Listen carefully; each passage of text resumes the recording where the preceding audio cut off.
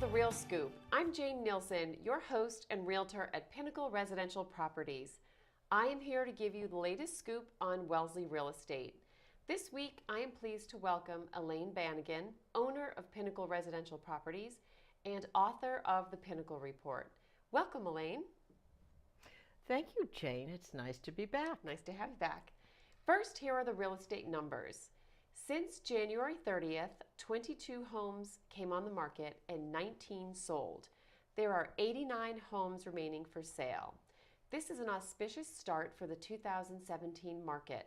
Buyers are out, and there have been multiple offers and quick offers on several properties. Now on to our semi-annual discussion about the Pinnacle Report. Elaine, the report is published twice a year, in September and again in January. And the big story in this latest report is the absorption in the fourth quarter. So tell us what happened. Well, Jane, if you recall, after we met in September, and we talked about that sluggish third quarter that we had and a real buildup of inventory, particularly in the high end of the market, we had a rousing fourth quarter. And its sales below $2 million were fairly consistent with previous quarter over quarter, 2015. But sales over $2 million really went very quickly. Suddenly, the market absorbed so much of that inventory, and we went from about at the very top, 36 houses over $3 million at the beginning of the quarter, to by the end of the quarter, we were, well, as of right now, early part of the year, we're down to 21 houses over $3 million, and that's pretty brisk. Yes. Yeah, it is. Because I know that we talk about the absorption rate, which is basically the number of months that it would take to sell all the existing inventory. Supply at the historical, looking backwards, Mm-hmm. how many properties per month go under agreement in this price range and during this given period of time. However, that absorption rate is what changed so Mm-hmm. much in that quarter. So it's kind of nice to have a lot of that inventory clearing. Mm-hmm. And also, over from 2 to 3 million, we've also seen the inventory be greatly reduced as we head into 2017. Yes, we're down to about 20 houses, down from 40 odd Mm-hmm. houses, Mm-hmm. down to about half that. Mm-hmm. So all very positive. And prices have been fairly flat, plus or minus 2% in all price ranges, but we did see the over $3 million price ranges be much softer. Mm-hmm. I mean, there was this very large supply and lots to choose from, and Q3 had softened a lot of sellers. Mm-hmm. And so we saw about a 9% year over year softening on that high end. Mm-hmm. But Mm-hmm. I'm going to predict that's, with the supply down, we'll see that. We've certainly seen it stabilize. Mm-hmm. Let's say that. How much it turns around, we'll see. Mm-hmm. And we talked a little bit about interest rates, and generally I know we say that the interest rates don't greatly impact luxury buyers, and when we say luxury, we mean over $2 million.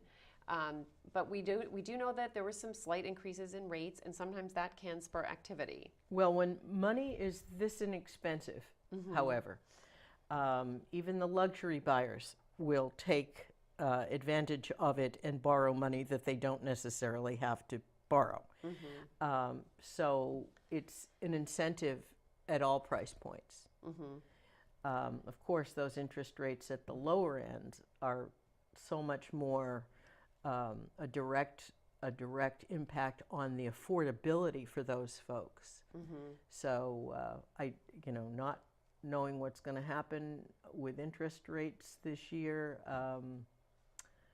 reports today is that we probably can expect more increasing, but from the end of the quarter, of course, they tick down a bit. So But historically, they're still low. They are still low. Yeah.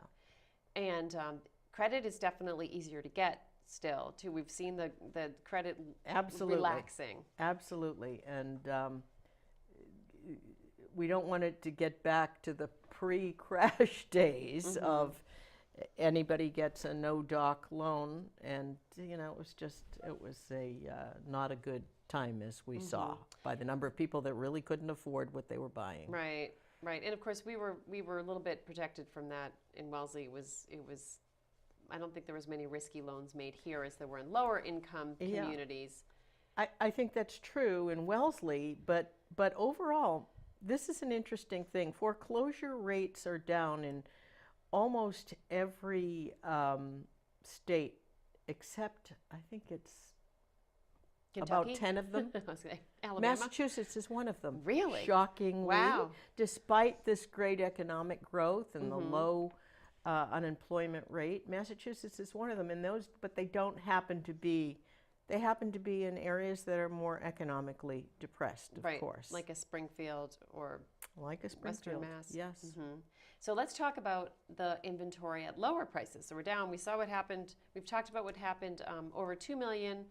1.5 to 2 million. There was also high inventory late last year. Lots to choose from for lucky buyers.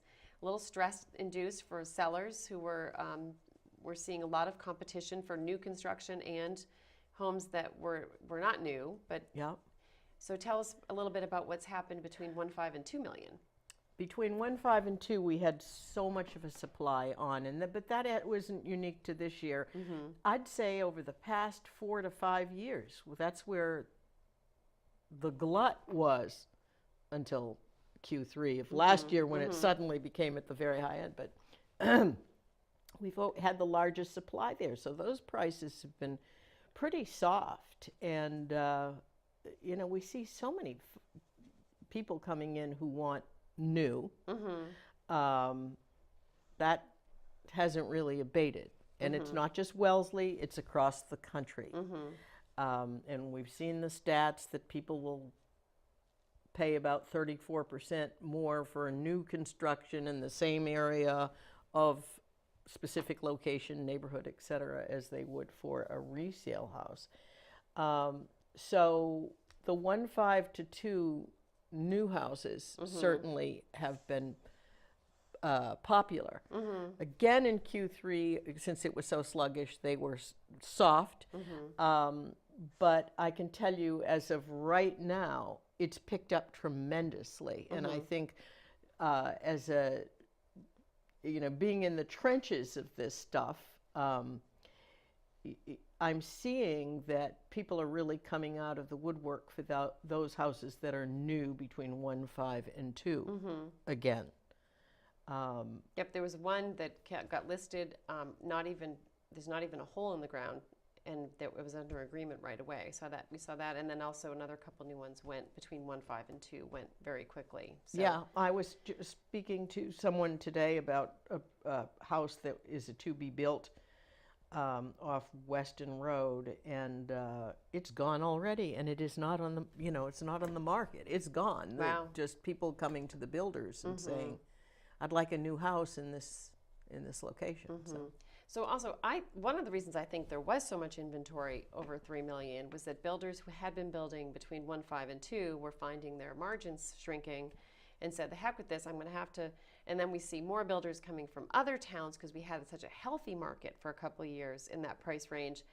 And then that drove land prices up. And then I think some builders chose to build it at a higher number. But of course, that's a very different product.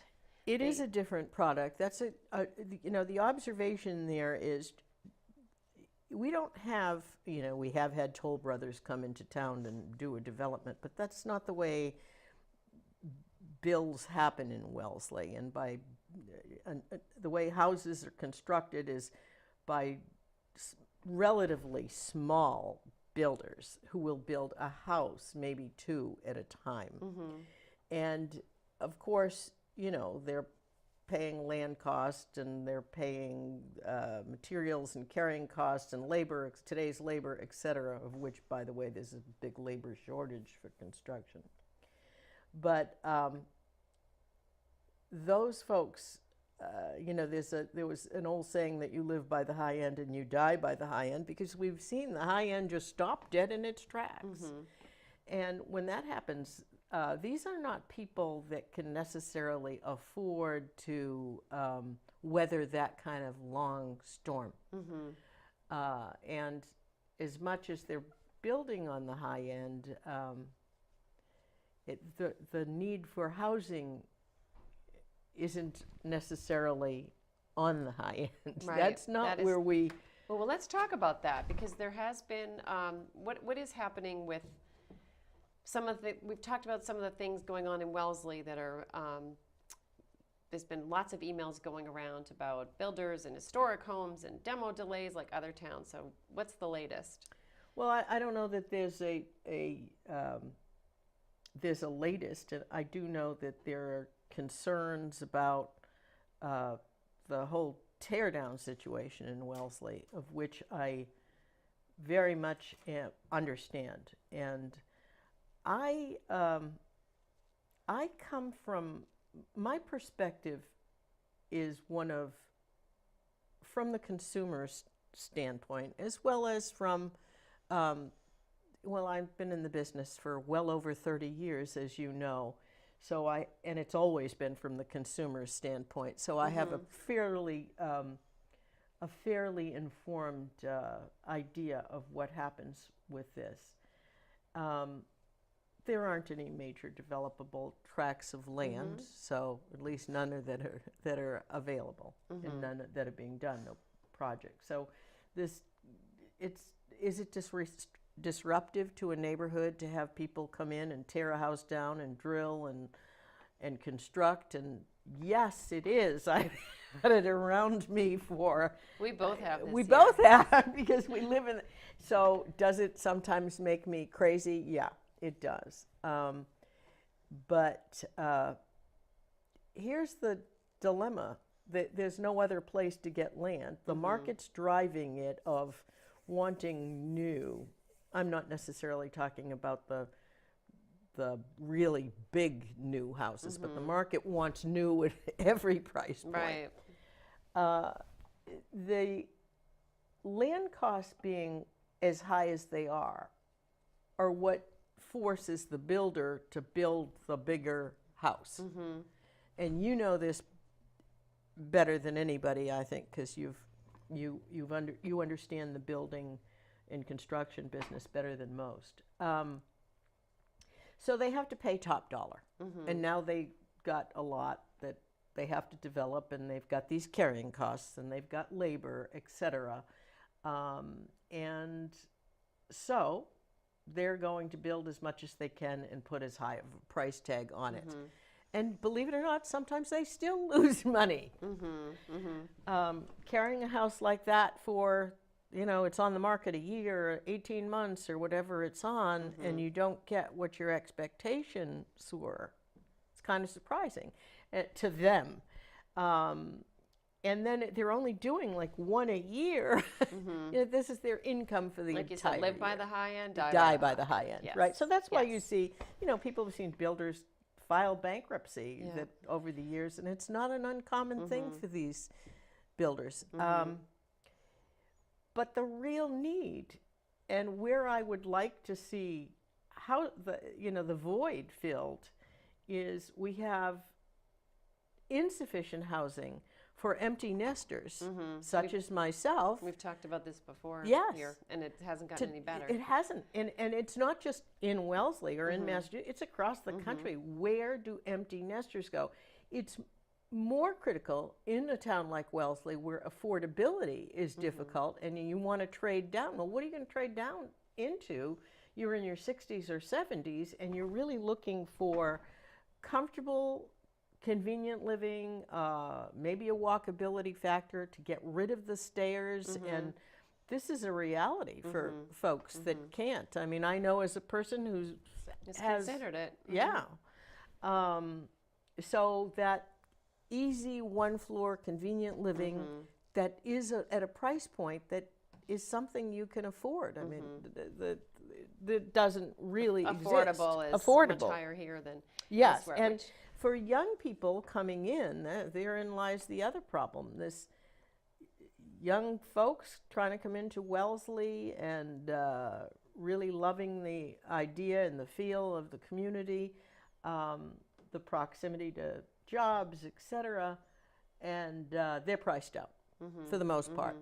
So that's why we've seen other communities, such as Natick, really go at full speed, and prices jumping, and prices in even places like Waltham and just jumping up. I mean, people come to Wellesley and say, "Boy, I'm priced out." What they want, you know, what you get for $750 isn't much. Yeah. Right, and you can get so much more. So, so that's kind of a tough thing to see. And it changes. Does it change the character of our town? It does. Because if the only people that can afford to move in are people who are making a lot of money, and older folks such as myself, older folks have to move out of Dodge to get something that's suitable. So those two gaps in supply are changing the character of the town. And I know folks want to preserve buildings and all of that, but you know, I do say in the Pinnacle Report, the character of a town for me is not about the buildings in it, it's about the people who get to live there. And some people will say, well, you know, if you have to be rich enough and to move into my town, and that's okay with me. I think people who've raised their families here, or kids who have moved out of town and now they had a family and they'd like to move back in, you know, that doesn't feel necessarily comfortable for everybody. So, Elaine, let's talk a little bit about the condos that did go under agreement and sold in 2016. There was the condos on Pleasant Street, definitely in the 1.2s, 1.3s, went as high as 1.4s, and were definitely appealing to empty nesters. And interestingly, almost all of those units ended up getting an elevator installed by the buyers.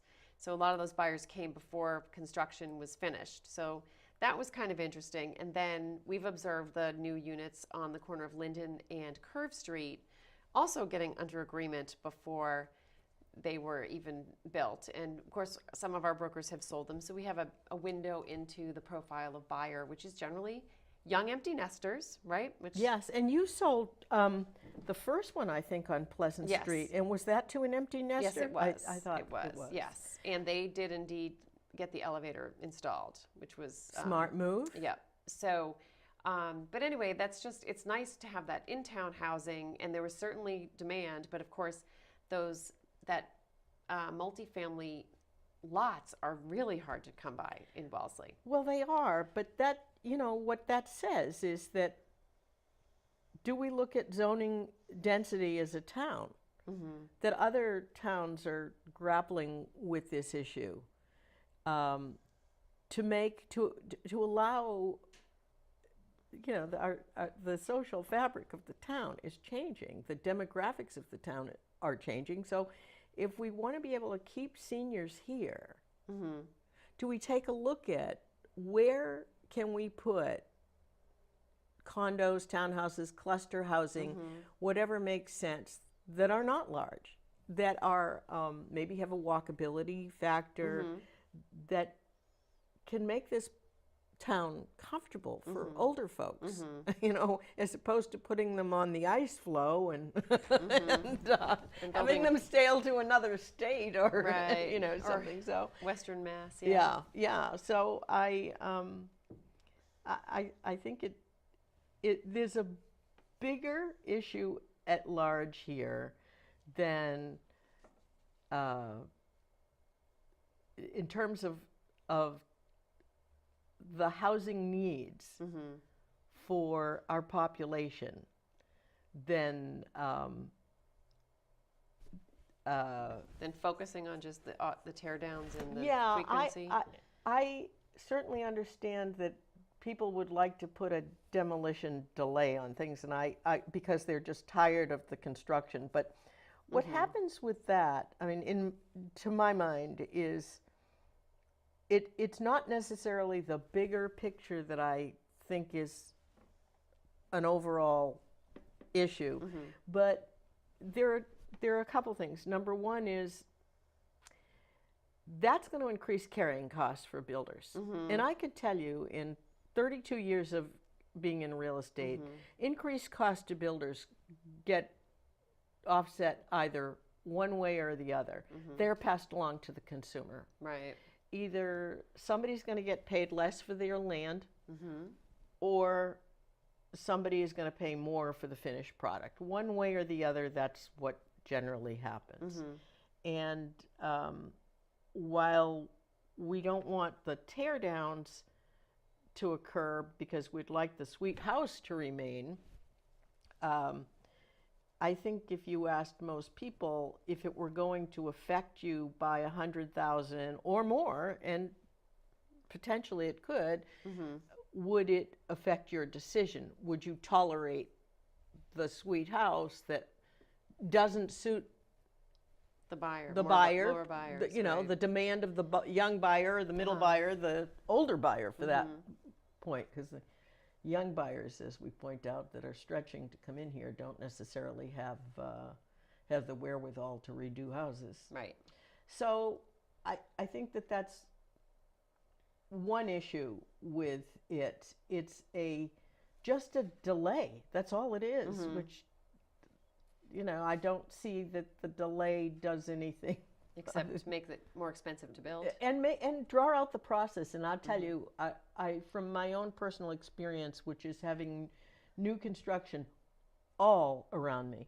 I mean, other than the house, one house right next door to me, and the only reason that hasn't had new construction there is because I happen to own that one also, and it's a rental property for me. But every other house on my backyard, on this side, on across the street, diagonally across the street, it has been torn down in my tenure living at my address.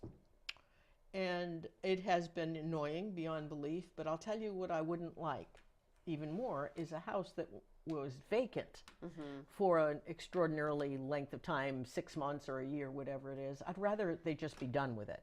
Yeah, I had a builder say, you know, what's going to happen is if they have a delay, he said, you know, what's going to happen, they're either going to be not maintaining the yard because they don't want to spend the money, or, you know, doing short-term rentals on Airbnb. Yep. Which, and just maybe not maintaining the property if they're just waiting 9 or 12 months for it to come down. You know, it's funny. I won't name the street because I'm sure I'm not the only one in town that noticed this, but it's a well-traveled street where we all do a lot of shopping. There was a builder that was doing a project on that street on a corner. And all summer, the grass started to grow, and a broker's sign was stuck in the yard. And it was looking like terrible. And so I called that broker and I said, listen, you've got to get that builder to at least mow the lawn. So that is something to consider if we're doing this kind of legislation. What happens with the house that lies fallow? It's an important thought. But at any rate, well, it'll be interesting to see what happens when it's back to voting. But thank you for coming in to give us we always say the geeks' view of real estate. Pleasure. Doing the market, the number dive. A pleasure, and we'll meet again at the end of the summer. The summer, and see what happens. And see if 2017 has persevered as a strong year, as it certainly looks to be. Yeah. Well, thanks for joining us at The Real Scoop. If you have a suggestion about a future guest or a Wellesley event you'd like to promote, please give me a call at 781-223-7338 or visit my website at janenielsen.com. And remember to vote on March 7th. Thank you.